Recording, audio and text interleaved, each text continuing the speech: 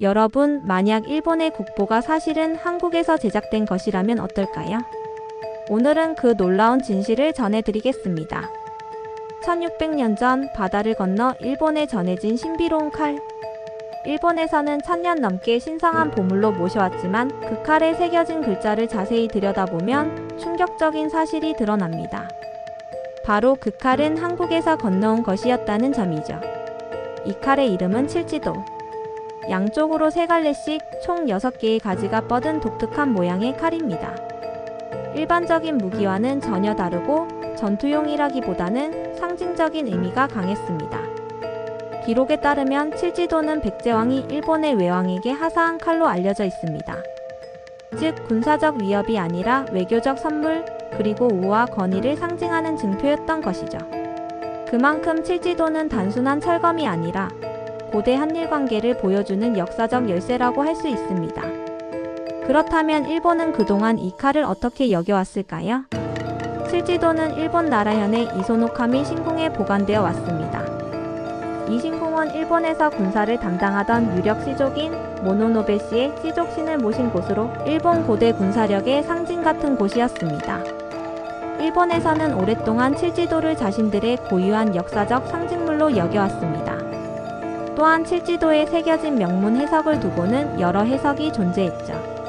어떤 연구자들은 백제에서 건너왔다는 기록을 인정하면서도 그것이 조공이나 복속을 의미한다고 주장했습니다. 즉 일본이 우위에 있었고 백제가 일본에 충성을 표시했다는 식의 해석을 해왔던 겁니다. 반대로 한국 학계에서는 칠지도가 백제의 기술력과 권위를 보여주는 외교 선물이었다는 점을 강조해왔습니다. 즉 대등하거나 혹은 오히려 백제가 우위에 있었음을 보여준다고 보는 것이죠. 그런데 최근 일본 국립박물관이 칠지도를 X선 CT 조사한 결과 논란이 컸던 명문이 선명하게 드러났습니다. 특히 백제를 뜻하는 제자가 확실하게 확인된 겁니다. 이는 칠지도가 한국, 정확히는 백제에서 만들어졌음을 뒷받침하는 결정적인 증거가 되었습니다. 또한 칠지도의 제작 연도를 두고도 의견이 분분했는데 기존에는 태화 4년, 즉 서기 369년설과 태시 4년 즉 서기 468년설이 맞서 있었죠. 이번 CT 분석으로 태화 연호의 가능성이 더 높게 확인되면서 제작 시기를 보다 명확히 할 수 있는 길이 열렸습니다. 여기서 태화는 중국 동진 왕조의 효무제가 사용한 연호를 말합니다. 연호란 황제가 즉위하면서 새롭게 정하는 연대 이름을 뜻하죠. 태화 4년은 바로 백제의 근초고왕이 왕위에 있던 시기와 정확히 겹칩니다.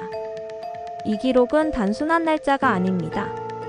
일본이 아닌 중국의 연호를 새겨 넣었다는 것은 당시 백제가 이미 동아시아 국제질서 속에서 중요한 외교적 위치를 차지하고 있었다는 증거이며 백제 근초고왕이 활발하게 대외 교류를 펼치던 시기에 일본에 대한 외교적 선물로 이 칼이 제작되었다는 사실을 알려주는 중요한 단서인 것입니다. 아래에는 일본 기사에 대한 댓글 반응입니다. 메이드 인 코리아야. 어서 지워. 그러니까 백제가 일본이라고? 자, 여러분 왜 국내청이 고분조사안 시키는지 그 이유를 이제야 아셨나요? 키읔키읔. 국보 지정 해제. 녹여버리자. 일본 서기에 백제가 야마토 조정에 헌상했다고 쓰여 있잖아. 솔직히 뭐라고 말할 수 있겠냐. 일본의 국보는 모두 한국산이다. 일본이 약탈한 걸로 될 것 같네. 불상도 돌려받았으니 칠지도도 형님에게 돌려주는 게 어때? 뭐 솔직히 생긴 거부터 조선 거 같긴 하지. 역시 잽은 열등하네 키읔. 일본인 센스가 아니라고 생각했어. 그렇다면 앞으로 어떤 변화가 일어날까요? 첫째, 일본 내에서는 역사 교과서 개정 논의가 다시 불붙을 수 있습니다. 그동안 일본 중심으로 서술되어 온 고대사가 백제와의 교류 맥락에서 새롭게 조명될 수 있기 때문이죠. 둘째, 한국과 일본 양국 간의 역사인식 논쟁이 다시 뜨거워질 수 있습니다. 칠지도는 단순한 고대 유물이 아니라 국가 정체성과도 연결되는 민감한 상징물이니까요. 셋째, 국제학계에서는 백제의 탁월한 금속 공예 기술과 당시 동아시아 외교 네트워크에서 백제가 차지했던 영향력을 다시 평가하는 계기가 될 것입니다.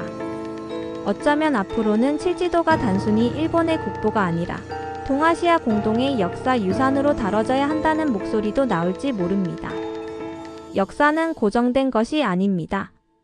새로운 기술로 과거를 다시 들여다볼 때 우리는 전혀 다른 이야기를 만나게 되죠. 칠지도는 단순한 철검이 아니라 한일 양국에 얽히고 설킨 역사를 비추는 거울입니다. 오늘 전해드린 칠지도의 이야기가 여러분께 역사 속 진실을 다시 바라보는 계기가 되었길 바랍니다. 구독과 좋아요는 더 깊이 있는 이야기를 준비하는 큰 힘이 됩니다. 다음 영상에서 다시 만나요.